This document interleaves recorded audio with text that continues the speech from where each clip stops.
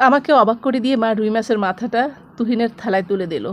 অথচ রান্নার সময় মা কথা দিয়েছিল আজকে মাছের মাথাটা আমাকে দেবে। আমি ঝাপসা চোখে মার দিকে তাকাই। মা বলেন, দেখেছিস তো তুহিনের শরীরটা দিন দিন কেমন শুকিয়ে যাচ্ছে।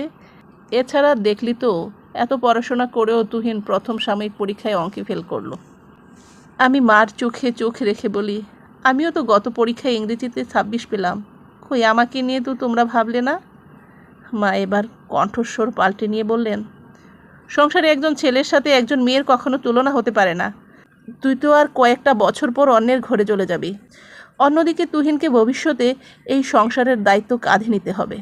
আমাদের কাছে তোর চাইতে ওর সুস্থ সবল থাকাটা বেশি জরুরি। এরপর তো আর কথা বলার সুযোগ থাকতে পারে না। কাজেই আমি থেমে যাই, কিংবা থেমে যেতে বাধ্য হই।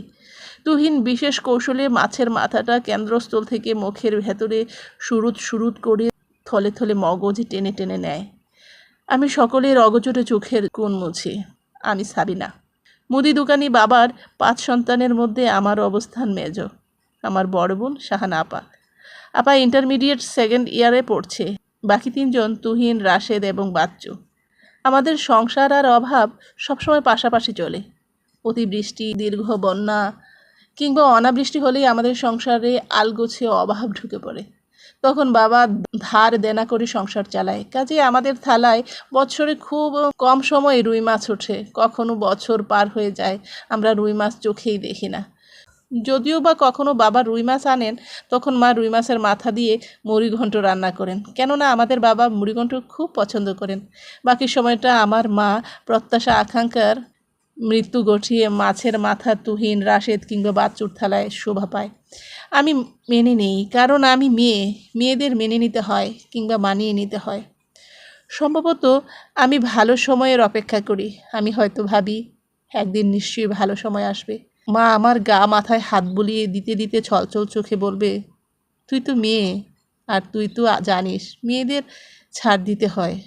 আজকে তোর বাবা 2টা রুই মাছ আনছে। এই বড় মাথাটা আজকে তুই খাবি, তারপর আমি আয়েশ করে রুই মাছের মাথা খাবো। মা গোল গোল চোখ করে আমার দিকে তাকিয়ে তৃপ্তির হাসি হাসবেন।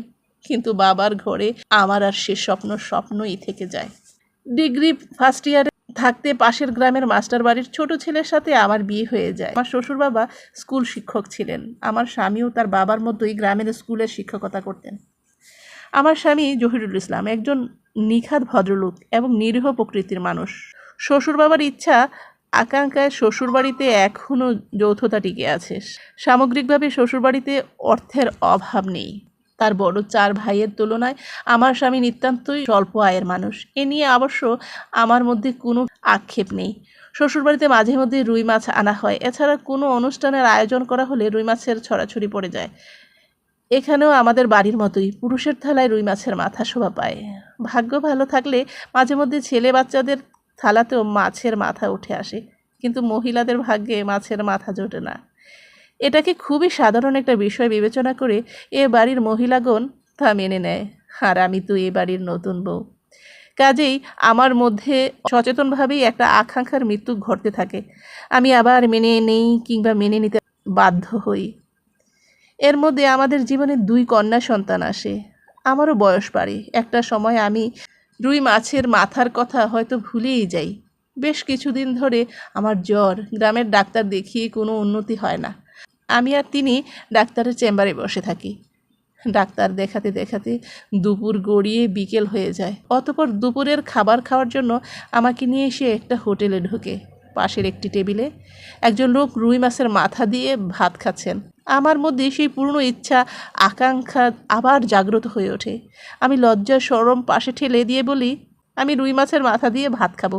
তিনি হাসতে হাসতে আমার জন্য রুই মাছের মাথা ফরমায়েশ করলেন। আমার জন্য একটা বিশেষ থালায় বিশাল সাইজের রুই মাছের মাথা আনা হয়। আমি অবাক বিস্ময়ে সেই মাথার দিকে তাকিয়ে থাকি। আমি বুঝতে পারি আমার চোখের কোণ উপচে নোনতা পানি উতলে পড়ছে। আমার হাত পা কাঁপছে। তারপর মাছের মাথায় হাত দেওয়ার সাথে সাথে চোখের সামনে আমার বাচ্চা 2টার চেহারা ভেসে ওঠে। আমি মাছের মাথা থেকে আলগোছে হাত উঠিয়ে নেই। আমার অবস্থা দেখে ওদের বাবা বিস্ময় ভরা চোখে আমার দিকে তাকায়। আমাকে এক্ষুনি বাড়ি নিয়ে চলেন। তিনি আমাকে খাওয়া শেষ করতে বললেন।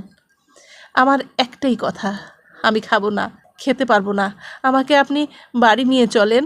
আমি হোটেল থেকে বের হয়ে বাস স্ট্যান্ডের দিকে হাঁটতে থাকি।